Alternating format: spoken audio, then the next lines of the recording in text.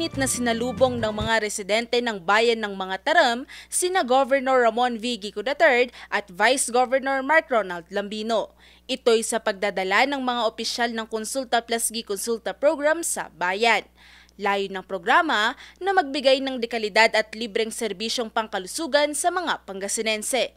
Dahil dito, libo-libong residente ang nabigyan ng libreng konsultasyon, libreng gamot at libreng laboratorio sa ilalim ng PhilHealth Konsulta Program. Bukod pa riyan, namahagi rin ang pamahalaang panlalawigan ng 300 cash incentive para sa pamasahe at pagkain ng mga dumalo na alinsunod naman sa Gi-Konsulta Program. Kayong annual check-up, ito po yung PhilHealth Konsulta.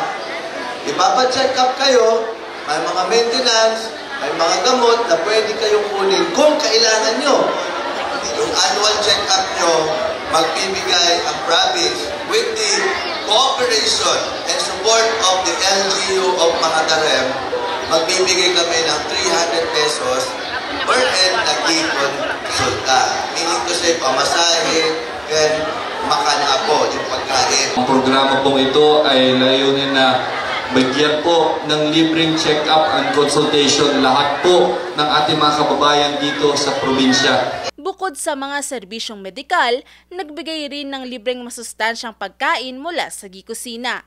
Namahagi rin ng fruit-bearing tree seedlings, vegetable seeds at seedlings, tilapia fingerlings, asin at libreng gupit para sa mga residente. At syempre, hindi rin nakalimutan ng pamahalang panlalawigan ang mga kabataan. Namahagi sila ng activity books at mga laruan para sa child development centers ng bayan. Lubos naman ang pasasalamat ng mga benepisyaryo sa kanilang mga natanggap. Thank you, Gico, sa iyong napakahalagang pamasko para sa amin. Ang programang ito ay bahagi ng mas malawak na pangarap ng gobernador ang gawing pinakamalusog na lalawigan sa buong Pilipinas ang Pangasinan. Dahil dito, patuloy ang pagsisikap ng pamahalaang panlalawigan na mapalawak ang Konsulta Plus Gi-Konsulta program sa iba't ibang bayan at lungsod ng lalawigan. Valerie Dismaya, RNG News.